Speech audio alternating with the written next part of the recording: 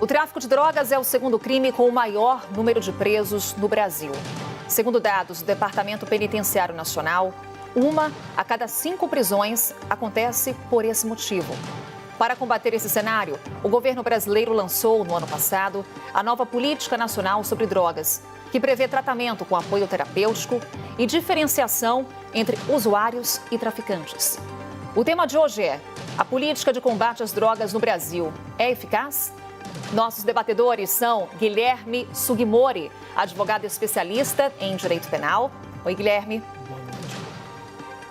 E o Caio Coppola, bacharel em direito e comentarista político. Oi, Caio. Olá, Carol. Muito boa noite. Boa noite ao doutor Guilherme. Boa noite ao espectador da CNN. Bem, então hoje começamos com você, Guilherme, suas considerações iniciais. Boa noite a todos. O debate de hoje é muito difícil, como sempre. Nós estamos tratando de um problema que é visto como um dos maiores problemas do Brasil, que é o uso e o tráfico de drogas. Vem sendo debatido desde sempre e não está nem perto de ser solucionado. Nós temos aqui no Brasil um cenário real de guerra às drogas e ao narcotráfico. Um estado paralelo, cresceu nos lugares marginalizados da sociedade e agora tem acesso a valores altíssimos, é fortemente armado, tem presença internacional e está organizado. Com isso, nós temos lavagem de dinheiro, tráfico de armas e o pior de tudo, que são cifras absurdas de violência, com índices de morte que são iguais a guerras. Entre 2011 e 2015, nós tivemos mais mortes violentas aqui no Brasil do que na guerra da Síria no mesmo período. Isso é culpa dos traficantes do crime organizado? É óbvio que é. Eu, vocês e todo mundo quer que esses criminosos sejam punidos e o Estado tem a obrigação de fazer essa justiça. Mas o que eu mais quero, o que eu considero mais importante do que punir, é pensar no seguinte: como diminuir esses dados, essa violência? Gente, a guerra às drogas, ela fracassou. No mundo, entre 2000 e 2015, houve um aumento de 60% nas mortes relacionadas às drogas. Os esforços bélicos de tratar isso como uma guerra foram desastrosos. Morrem traficantes? Morrem muitos. Prendem também, prendem muitos. E morrem policiais também, e morrem inocentes. Mas o pior, o crime organizado cresce onde o Estado falha.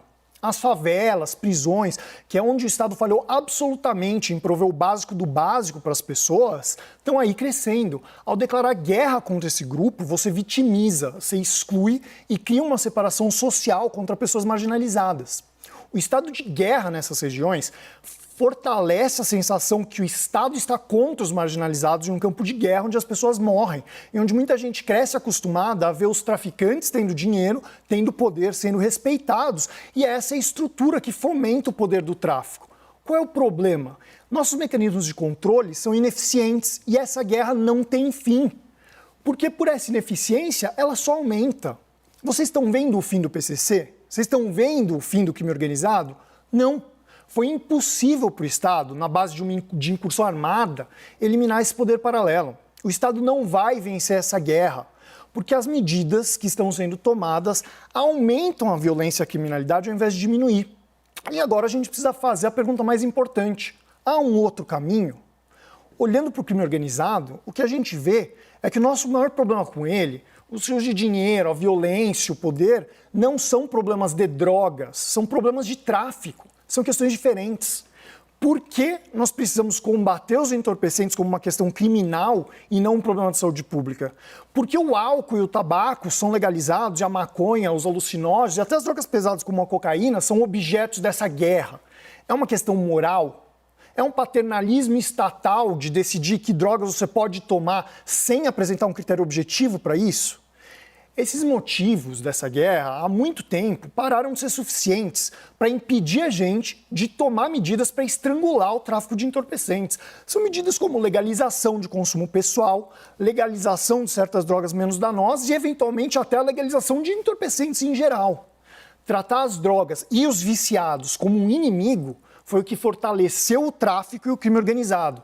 Nós estamos aumentando esse abismo social entre nós e as vítimas das drogas, excluindo ainda mais os excluídos, querendo prender, internar à força, resolver com políticas de exclusão, algo que pode e deve ser resolvido com tratamento humanizado. Nós temos que parar de confundir quem é o nosso inimigo. A guerra é contra o crime organizado e não contra as drogas. Agora com o Caio Coppola, suas considerações iniciais, Caio. Antes de endereçar especificamente a questão em debate, eu proponho uma reflexão sobre o fenômeno das drogas na sociedade. Na canção Há Tempos, o poeta Renato Russo cantava: "Parece cocaína, mas é só tristeza". Então, com a sua sensibilidade ímpar, o compositor ele capturou a essência do ato de se entorpecer. Usar drogas é consumir a sua própria dor e angústia existencial. Nesse mesmo verso, o Renato fala de solidão, de descompasso, de desperdício. São sensações compartilhadas por muitos que recorrem aos tóxicos, né, na busca de momentos, de falsos momentos, né, de euforia e prazer. A natureza ela cuidou para que a fisiologia humana viesse equipada com todo o ferramental para uma vivência repleta de alegria, né? E cabe a nós darmos aí algum sentido à nossa existência, fazendo bom uso do nosso tempo, da nossa energia, do nosso intelecto, das nossas aptidões e da nossa capacidade de amar. Por isso que a verdadeira felicidade, felicidade duradoura, que traz plenitude e é carregada de significado, ela nunca vai ser alcançada com essas muletas químicas. E quem insistir nessa alternativa vai necessariamente experimentar a tristeza, a solidão e o descompasso que acompanha o hábito de se drogar. Mas além da questão psicológica, outro aspecto inafastável da discussão sobre drogas é o vício. O Chorão, ícone do rock nacional, que morreu de forma precoce, de forma trágica, né, uma presa dos seus próprios hábitos, deixou registrado no clássico Quinta-feira um refrão impactante sobre a ação paulatina e escravizante da droga na vida do usuário.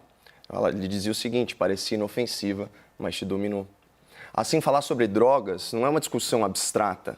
São substâncias que fazem mal, muito mal à saúde, que viciam e muitas vezes são consumidas em estado de aflição psicológica ou de vazio existencial, né? Mas esses entorpecentes nunca chegariam às mãos dos seus consumidores ou das suas vítimas, né? Acho que é uma terminologia bem mais adequada, não fosse pela ação egoísta e gananciosa dos traficantes, ao qual se referiu o Dr. Guilherme. O traficante é a escória da sociedade. É um sujeito que só por dinheiro se presta a vender substâncias venenosas e viciantes que, com certeza científica, certeza estatística, acabam com a vida de muitos usuários, destruindo famílias inteiras, né? Esse sujeito, o traficante, é a definição do mau caráter. E os traficantes nacionais fazem isso empregando extrema violência, tiranizando comunidades pobres, né? Alijando populações inteiras da presença do Estado e cooptando para o seu exército do crime soldados menores de idade, né? Esses delinquentes, esses traficantes, deveriam ser enquadrados, processados e julgados nos termos de uma legislação penal infinitamente mais rigorosa do que a atual. Até porque a sua atuação nas favelas brasileiras tem claros contornos terroristas. Ou a gente vai normalizar a visão de bandidos à luz do dia, portando armamento militar e ameaçando a segurança de milhares de vulneráveis, reféns desse poder paralelo que é movido à violência e ambição desmedidas. Feitas essas considerações preliminares, aí sim a gente pode endereçar a questão específica aqui em debate. A política de combate às drogas no Brasil é eficaz? Não. Mas será que é porque ela é repressiva demais? Claro que não. Se fosse repressivo o suficiente, ela desestimularia o crime. E esse não é o caso. O que nós testemunhamos é justamente o oposto: a expansão do crime organizado e a prosperidade financeira do narcotráfico. Será que isso não tem a ver com o fato de que nós temos uma fiscalização falha, uma legislação penal branda e uma cultura da impunidade que faz com que um juiz irresponsável solte um líder de facção perigosíssimo condenado pela justiça? Os adeptos do abolicionismo penal, da despenalização, do garantismo e da bandidolatria adoram dizer que a guerra às drogas fracassou. Bom, por questão de coerência, deveriam também afirmar que a guerra contra os homicídios também é um fracasso, assim como a guerra contra os acidentes de trânsito e, sinceramente, a guerra contra qualquer outro crime. Afinal, são milhares e milhares de eventos todos os anos se repetindo. Mas eu tenho certeza que é do interesse da sociedade coibir o consumo de drogas de todas as maneiras possíveis e punir com rigor aqueles que as traficam. E eu também imagino que lutas justas não devem ser abandonadas apenas pela sua dificuldade. Caio e Guilherme, me ajudem nessa função de mediadora, hein? E, claro, um ótimo debate a vocês. Perfeito. Eu concordo com o Caio de que essa situação que a gente vê nas favelas, talvez, do crime organizado, pessoas portando fuzis, é insustentável. Mas o problema é que há uma confusão nesse cenário de onde está o crime organizado e onde está a população, como uma guerra de guerrilha. E quando você declara essa guerra, a guerra às drogas, que eu digo sim que fracassou, e você ataca isso com os caminhões, e essa é a sua única solução, você também ataca os inocentes. E o problema disso é que essa exclusão de um grupo social completo é justamente o que o crime organizado usou para chegar no poder da forma como ele chegou. Então eu não questiono a necessidade de combater o crime organizado, mas infelizmente esse método que a gente vem usando por conta dessa incursão e dessa fixação do crime organizado em lugares onde o Estado está absolutamente ausente, leva a um impasse. A violência do Estado, nessa tentativa de combater as drogas e o tráfico, está criando mais drogas e tráfico, porque ele prende as pessoas, inclusive pessoas inocentes, inclusive pessoas que tiveram pouco contato com o tráfico ou que têm uma carreira inicial do tráfico, e coloca eles cada vez mais junto ao grande tráfico. É por isso que tem mais traficantes, é por isso que um jovem preso chega na cadeia e as pessoas dão para ele coisas que o Estado não dá, sabonete, escova de dente, coisas que tinham que haver lá, e ele acaba em dívida com o Estado. Essa guerra, quando a gente diz que ela fracassou, não é só porque ela não está dando resultados, é porque ela está fortalecendo o tráfico. O tráfico precisa dessa guerra para comprar fuzis, para desviar esses valores. Ele precisa que a droga seja criminalizada. Eu discordo totalmente. E só por uma questão conceitual, né? Uma pessoa em início de carreira no crime, por definição, não é inocente. Ela já é criminosa. Mas, enfim, o tráfico ele não precisa da criminalização. Pelo contrário, vamos imaginar o que aconteceria se houvesse a legalização das drogas. E aqui, só para a gente não ficar também confundindo conceitos, falar em legalização, a gente está falando na legalização da produção, do comércio e, obviamente, do consumo, como proposto, por exemplo, por outro ministro do STF, né, de viés progressista, o doutor Luiz Roberto Barroso. Ele falou não só apenas de legalização de cocaína, de maconha, mas também de cocaína. Portanto, as drogas que o meu debatedor qualificou como drogas pesadas. O que aconteceria se houvesse a legalização? E aí, trazendo um dado aqui para o espectador da CNN, o produto mais traficado, aqui entre aspas, no Brasil é o cigarro, que é um produto legalizado, é um mercado bilionário. Mas o crime sempre vai querer achar alguma forma, né, de ganhar dinheiro fora das vias legais. É da natureza, é da índole dessa gente. Então, o que acontece no caso do cigarro? Obviamente, quando você tem um produto legalizado, você tributa ele. Então, você cria uma demanda por esse mesmo produto mais barato. Existe um estudo mostrando que cigarro contrabandeado, né, é vendido em centenas de milhares de postos legalizados. Ou seja, a legalização ela não garante, né, para aquele produto, para a exploração daquele produto, né, que não vai haver mais crimes relacionados a ele. Você só mudou o tipo penal.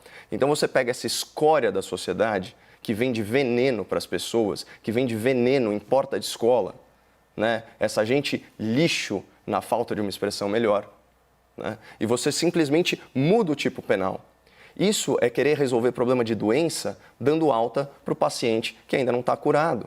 Então, assim, olha, a gente não consegue lutar, já vou concluir, a gente não consegue lutar contra o crime, então vamos despenalizá-lo.